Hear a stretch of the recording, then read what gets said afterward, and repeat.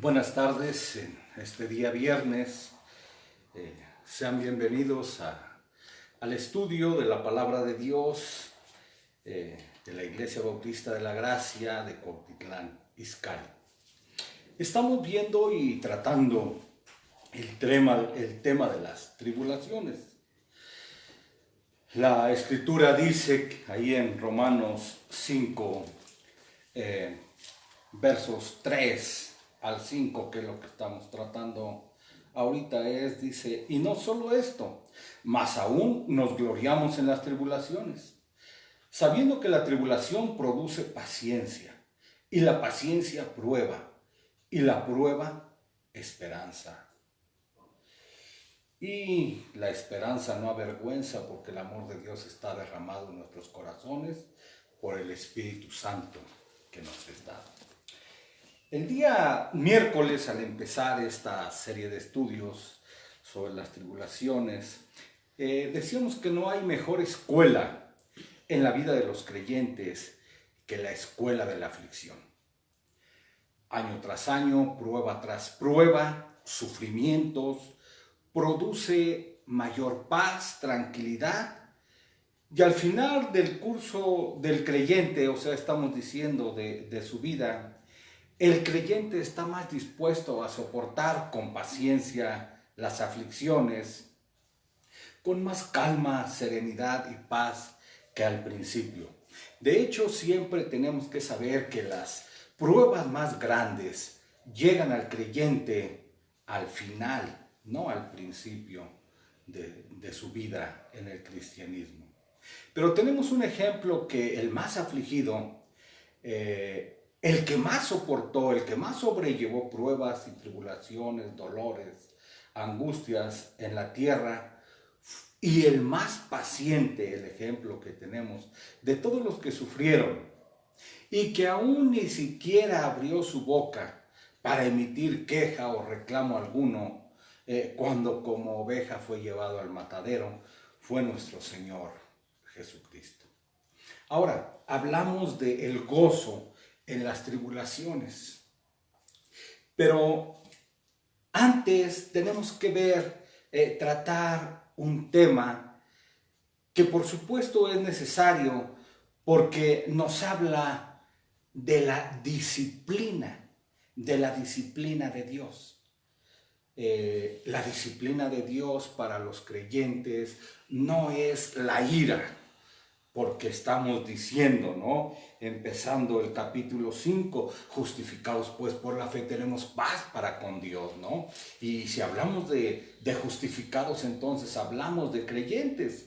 Al hablar que tenemos paz para con Dios, nuestro Señor Jesucristo, por el cual también tenemos entrada por la fe a esta gracia en la cual estamos firmes y nos gloriamos en la esperanza, entonces estamos hablando de creyentes. Pero entonces algunos preguntarán, ¿por qué hablar de disciplina si hablamos de creyentes? Y la realidad es que hay disciplina para los hijos de Dios. Encontramos que Dios al hijo que ama, castiga y reprende. Cuando hablamos de los creyentes no hablamos de personas perfectas, hablamos de personas perfectibles. Entonces vemos, en nuestro estudio podemos darnos cuenta, hablar de disciplina de corrección. Bienaventurado el hombre a quien tú corriges. Salmo 94, 12, ¿no? Y en tu ley lo instruyes, vean, para hacerles descansar en los días de aflicción. Debemos ver, por lo tanto, más allá de las tribulaciones, los resultados. Nosotros como padres, todos los que tenemos hijos, podemos decir y preguntarnos cuándo es cuando corregimos a nuestros hijos. Cuando es necesaria la disciplina. Y tampoco les preguntamos, hijo, ¿quieres ser corregido? Por supuesto que no. Aplicamos la corrección cuando es necesaria. Cuando detectamos que nuestros hijos no entienden. Cuando se les ha dicho, se les ha hablado y no escuchan. Entonces, pasamos a disciplinar. Tenemos que continuar con la corrección. Y esta es la forma en la que Dios actúa con nosotros. ¿Y cuándo nos corrige? Es una pregunta. Nos corrige cuando estamos actuando descomedidamente, desordenadamente. Entonces es necesaria la corrección, es necesaria la aflicción. Dios corrige, Dios no falla en corregir y Él lo hace todo el tiempo. Por eso ahí en Filipenses 1:6 dice, estando persuadidos de esto, que el que comenzó, vean, en vosotros la buena obra, la perfeccionará hasta el día de Jesucristo.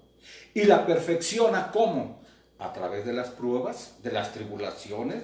Y las pruebas, tribulaciones, por supuesto que son enfermedades, son sufrimientos, son pérdidas. Dios está trabajando con nosotros cada día. El que comenzó en nosotros la buena obra, la va a perfeccionar a pesar de nosotros. Dios no se cansa de corregir a sus hijos, porque Dios al hijo que ama castiga y reprende. Vean, por eso es que tenemos que hablar de la corrección, pero es el amor de Dios obrando en la vida de los creyentes. Dios no se cansa de corregir hasta el final. Al momento de las tribulaciones, hay quienes no actuamos ni las recibimos, porque muchos piensan que incluso al ser creyentes no van a ser corregidos por Dios. Pero los creyentes no podemos decir, ¿por qué, Señor? Al contrario, ¿para qué, Señor? Tenemos que analizar todo lo que es malo, todo lo que estamos haciendo malo y todo lo que no hemos corregido. De ahí aprenderemos entonces a enmendar y ver por qué la mano de Dios nos está corrigiendo. Podemos entonces ver en Hebreos 13:20-21 dice, y el Dios de paz que resucitó de los muertos a nuestro Señor Jesucristo, el gran pastor de las ovejas por la sangre del pacto eterno, os haga aptos, vean, pongan atención, os haga aptos en todo para toda buena obra, para que hagáis su voluntad, haciendo Él en vosotros lo que es agradable delante de Él por Jesucristo, al cual sea la gloria por los siglos de los siglos. ¿Qué es lo que estamos viendo? La disciplina de Dios en sus hijos o para sus hijos no cesa, escuchen, no cesa, no para hasta que Dios no consiga el resultado que quiere. Vuelvo a decirlo, la disciplina para los hijos no cesa ni para hasta que cambiemos, hasta que sea obtenido lo que se espera. Al momento del resultado, Dios se centra en otra área. De esa forma, siempre estamos bajo disciplina de Dios. Ahora, podemos preguntar, ¿cuál es el propósito de la disciplina de Dios? Y lo que estamos viendo que estos versículos lo mencionan, es para hacernos aptos, vean, es para capacitarnos. Estamos siendo capacitados, y dice la Escritura, para toda buena obra. ¿Qué es lo que pasa? Que si no estamos haciendo lo correcto, entonces Dios nos está metiendo en la escuela de la aflicción. Para toda buena obra. O sea, para que todos los hijos de Dios estemos aptos, estemos capacitados para toda buena obra. Por eso Dios nos está ejercitando. ¿Por medio de qué?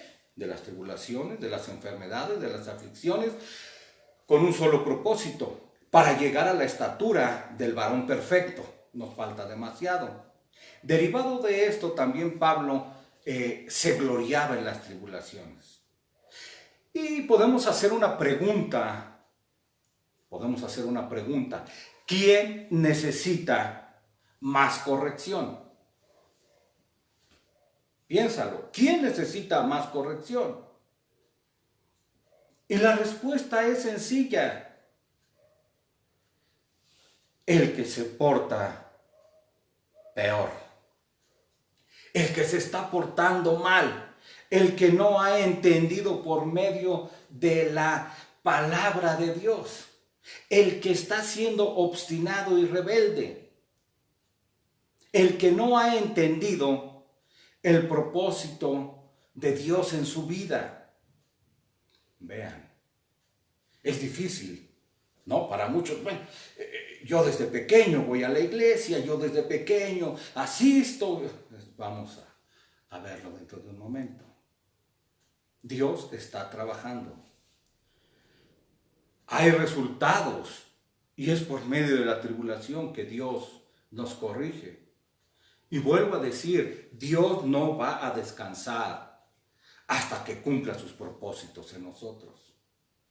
Hasta que nosotros podamos ser aptos. Hasta que nosotros dejemos ese pecado, el cual hemos venido arrastrando.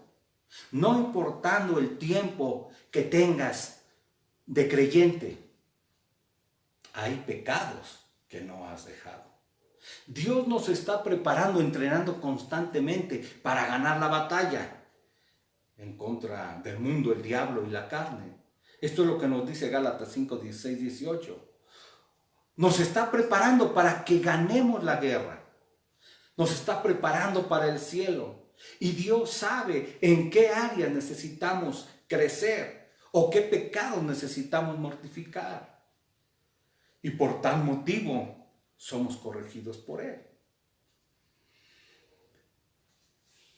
Ahí en Lamentaciones 3, 31, 33 dice, porque el Señor no desecha para siempre. Antes, si aflige, también compadece según la multitud de sus misericordias. Porque no aflige ni entristece voluntariamente a los hijos de los hombres. Sin el conocimiento del Evangelio, las tribulaciones traen tristezas, miedo, temor, inseguridades. Pero para los hijos, vuelvo a decir, es misericordia de Dios. Dios no hace las cosas por el simple gusto de disciplinar a sus hijos o de corregirlos. No es un Dios malvado que se recree en el sufrimiento. Escucha, nos entristece con un propósito. Vean, ¿qué es lo que dice el Señor? ¿Qué es lo que nos enseñan las Escrituras?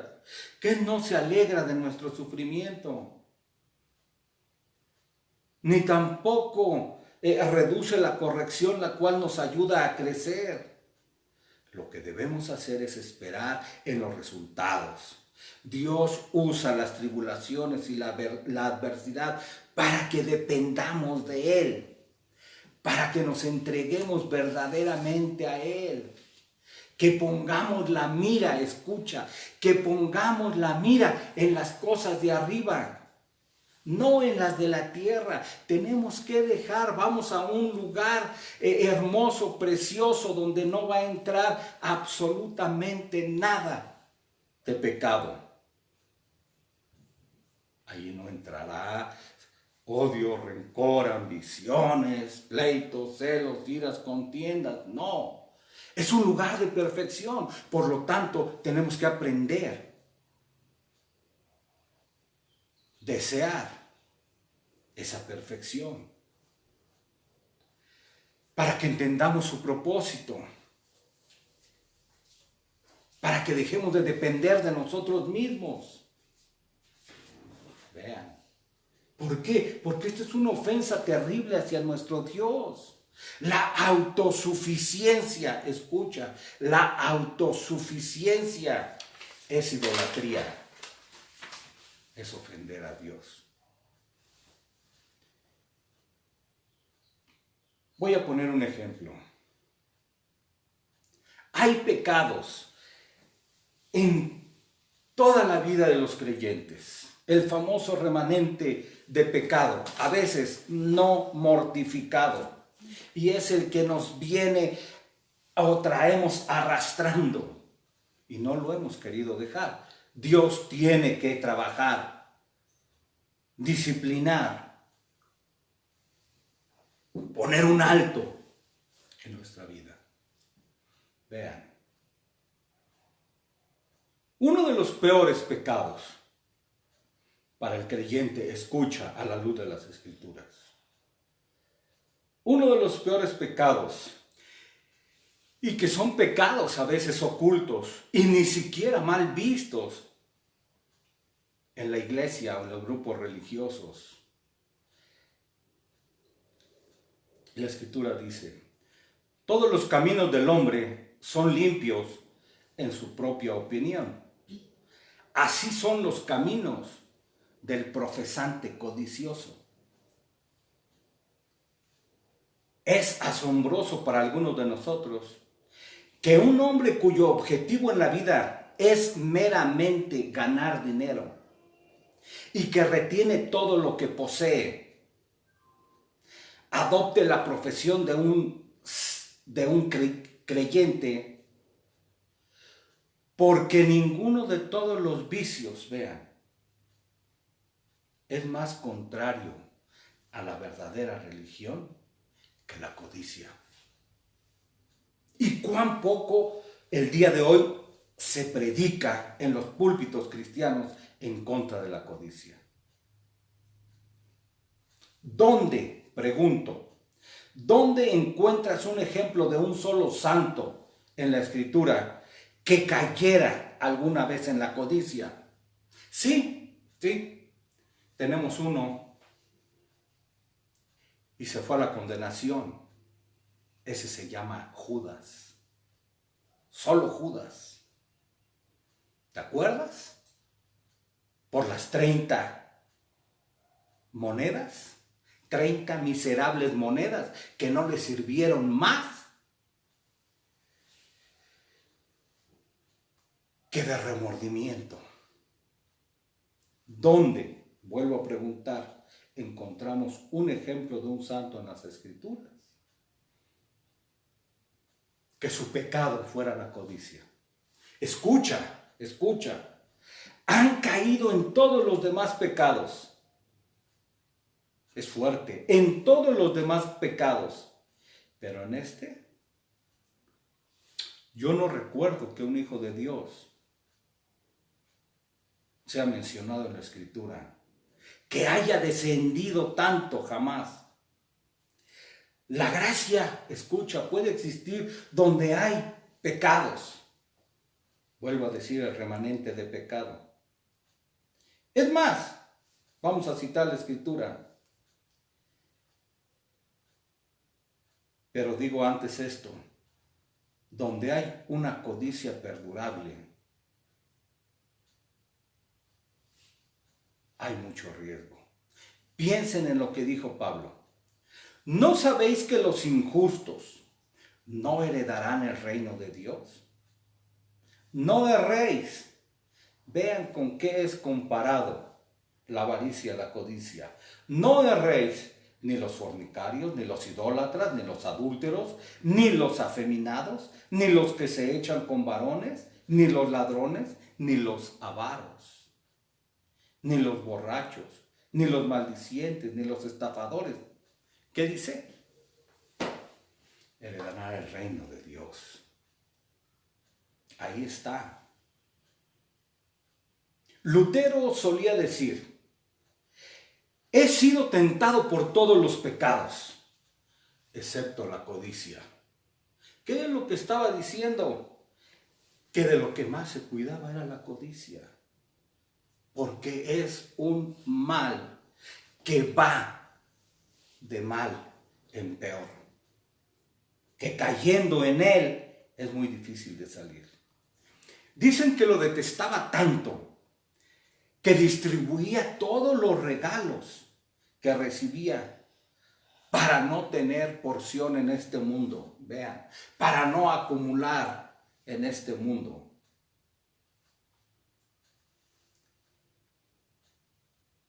Alguien dijo, Noé se emborrachó una vez con vino, pero nunca con el mundo. Lot fue incestuoso 2 veces, pero nunca fue codicioso. Pedro negó a su maestro 3 veces, pero no fue por amor al mundo ni al dinero, sino por temor al mundo. Vean, esto es lo que lo condujo a hacerlo. David fue vencido una vez por la carne, pero nunca por la codicia. ¿Por qué ellos no se deshicieron del adulterio, de la ira y de otros pecados similares? Porque las debilidades de un santo, vean, estoy diciendo un santo, porque estos hombres están entre los héroes de la fe. Porque las debilidades de un santo creyente pueden caer en esos pecados. Pero si cayeran en la codicia, no queda nada del santo, ni siquiera el nombre.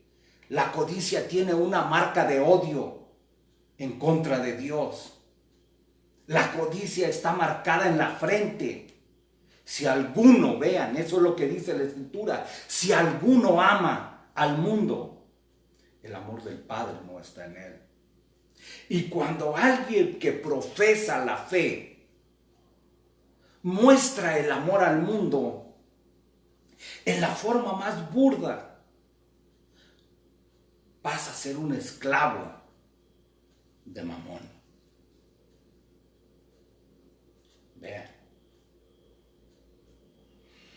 Qué tremendo, ¿no? Nadie puede amar a Dios y a las riquezas. Tiene que decidirse por uno. Escucha, nadie, al menos nadie lo ha logrado de los santos. Y el que a 2 amos sirve, con alguno queda mal. Claramente está diciendo, el que ama el mundo y las cosas que están en el mundo,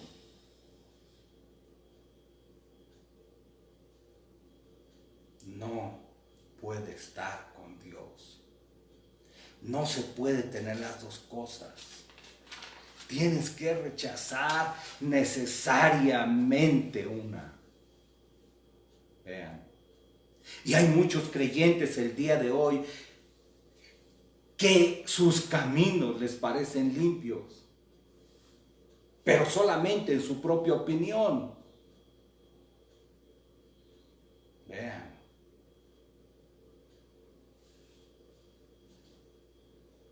Atornillan aquí, atornillan allá. Hacen trabajar más a sus siervos. Quieren más, dar más caro a sus clientes. Quieren más descuentos con sus proveedores.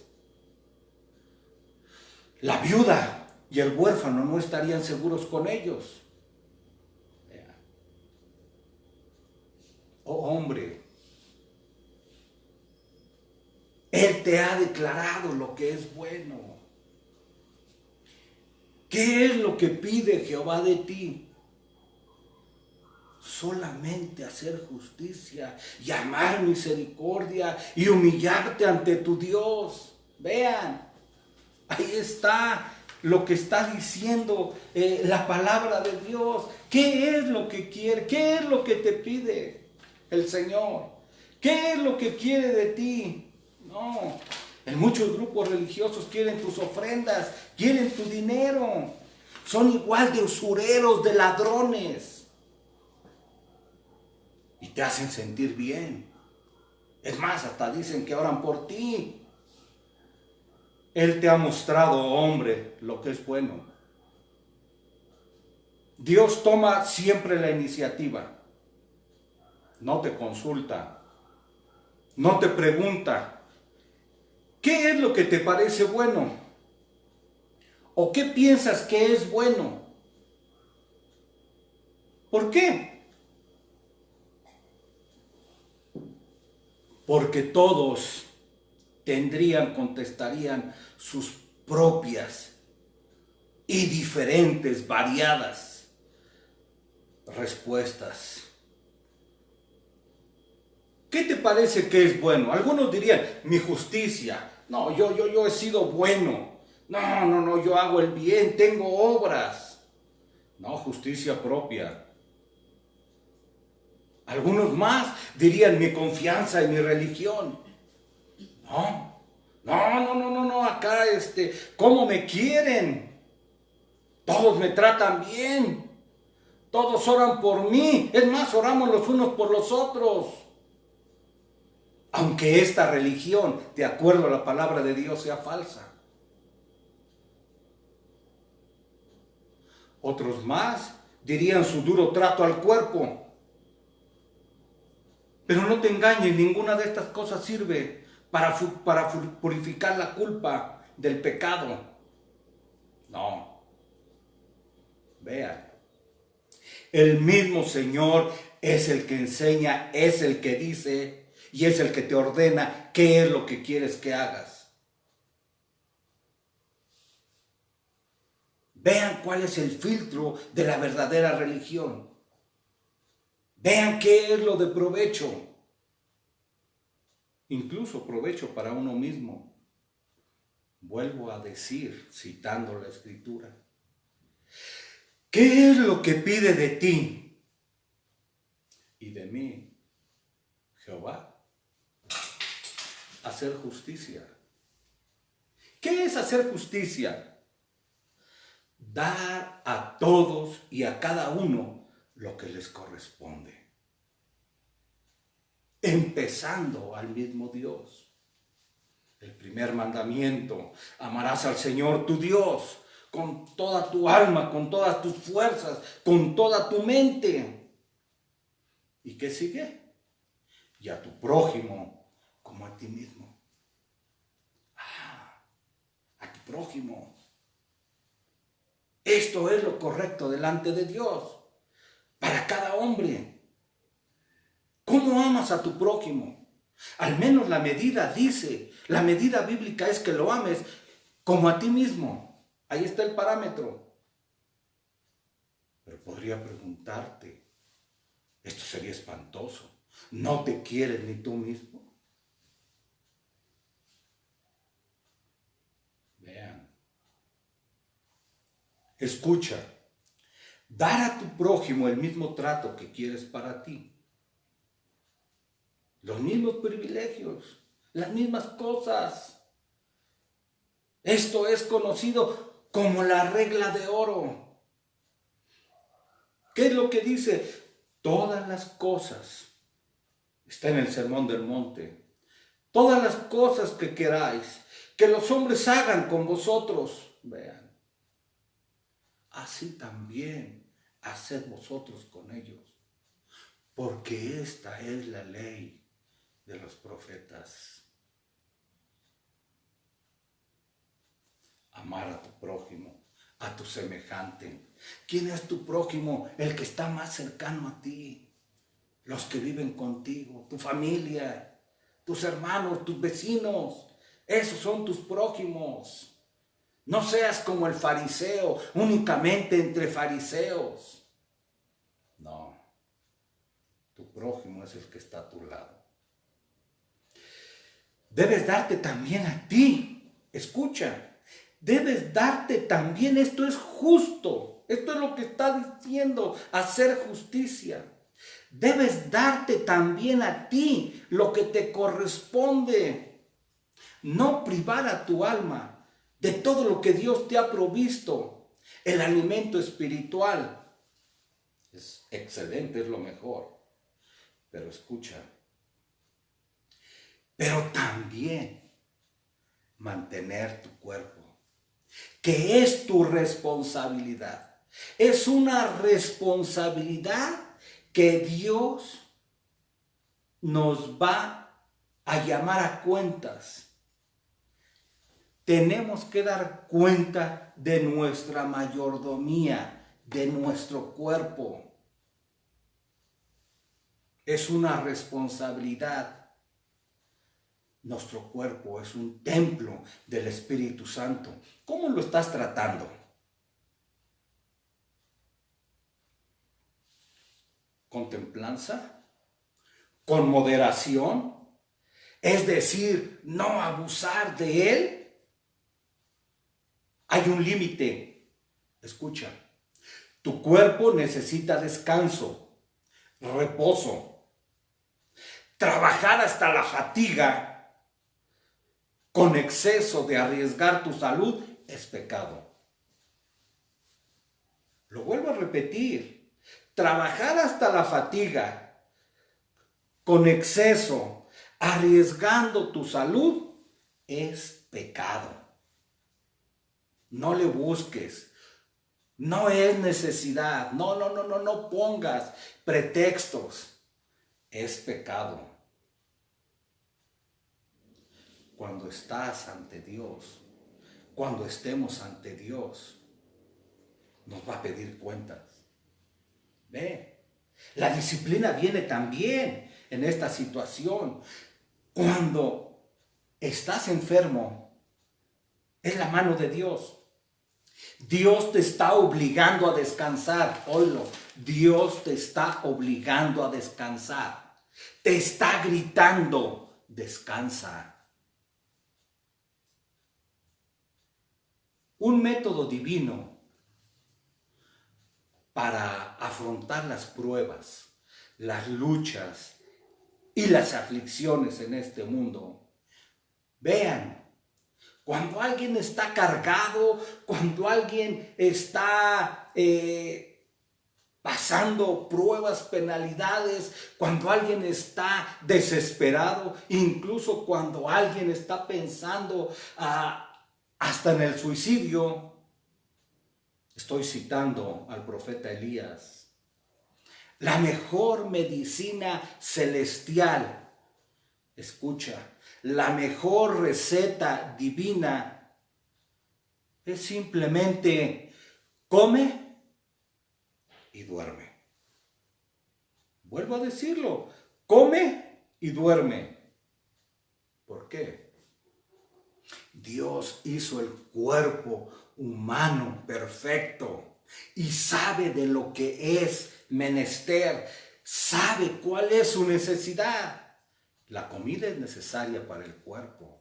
En la misma medida, escucha, que el descanso.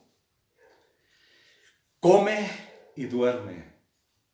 Solo de esta manera puedes estar preparado para lo que resta del camino. Para seguir peregrinando. Cada día trae su propio afán. ¿Cuántas personas desean días de 48 horas? ¿Para qué? Para seguir trabajando. Válgame. Vean. Esto es una tristeza. Ellos mismos son sus negreros. La comida es necesaria para el cuerpo, tanto como el descanso. Si no estás haciendo esto, si hay alguien tan insensato, es la palabra, tan testarudo, que se niega a obedecer a Dios, digo, hablando de creyentes, no hay muchos insensatos, pero presuponemos que estamos hablando a quienes conocen de Dios. Es un suicida, como Elías. Están diciendo lo mismo, Señor, quítame la vida. Vean, léanlo, está ahí en Primera de Reyes 19. Vuelvo a decir, no creo que haya alguien tan insensato, tan testarudo. Pero sí los ha habido. Si no obedeces a Dios, si tú crees que porque Dios ha sido bueno contigo una, otra y otra vez, puedes seguir en tu desobediencia y puedes seguir desafiándole, entonces no te preocupes. Oh sí, preocúpate. porque vas de salida. Y el ejemplo lo pongo con Sansón. Sansón, un creyente, uno que fue salvo por fuego, porque está entre los héroes de la fe, ahí está la confirmación. Pero alguien que murió, escucha,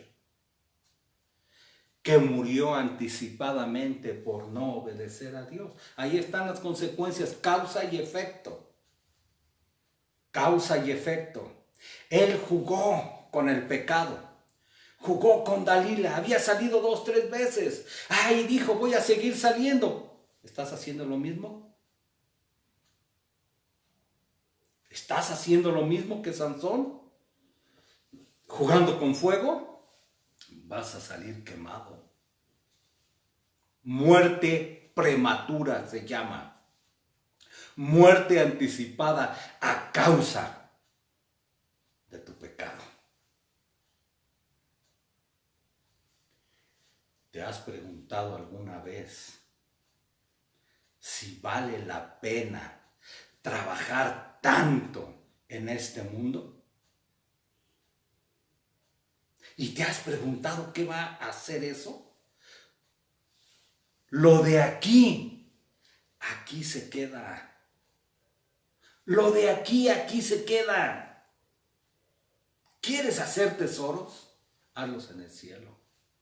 Hacer tesoros en el cielo, donde el ladrón no roba ni la polilla corrompe. Tu deber, tu responsabilidad es amar la misericordia. No solo para hacer lo que es justicia. No solo dar a cada uno como merece, sino ir más lejos. Hacer lo que la misericordia, la bondad, la benevolencia y la caridad requieren. Recuerda, nada es nuestro, nada es tuyo. Somos solamente administradores de Dios. ¿Qué tienes que no hayas recibido? Y si lo recibiste, ¿de qué te glorías? Dios no te pide nada, no lo necesita, no requiere nada de nosotros. No seas soberbio, no seas como el fariseo, que diezmaba más de lo que podía y de lo que se le pedía, y ya por eso se sentía justo. Nunca lo fue, estaba engañado, era solamente presuntuoso. Mejor haz derecho a la viuda, al huérfano, al necesitado. Esto es verdadero amor y misericordia. ¿Y qué es lo último que nos pide? Y caminar humildemente con Él. Hablar de la humildad, de la mansedumbre. El mundo te pide, el mundo te exige. Gente que no tenga humildad, gente soberbia, apelan a la soberbia, a la vanidad. Dios dice, y andar humildemente con Él.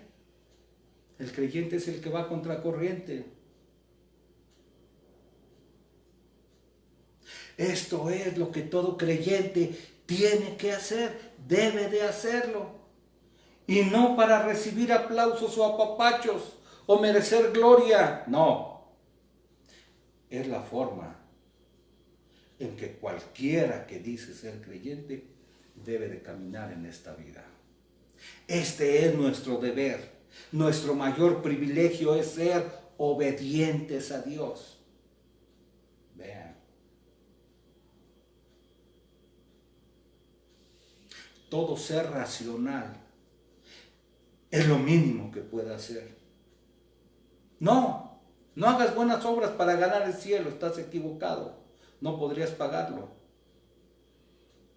Cuando se nos pide y caminar humildemente, es para reconocer que todo es de gracia y que tú y yo somos únicamente mendigos espirituales, miserables.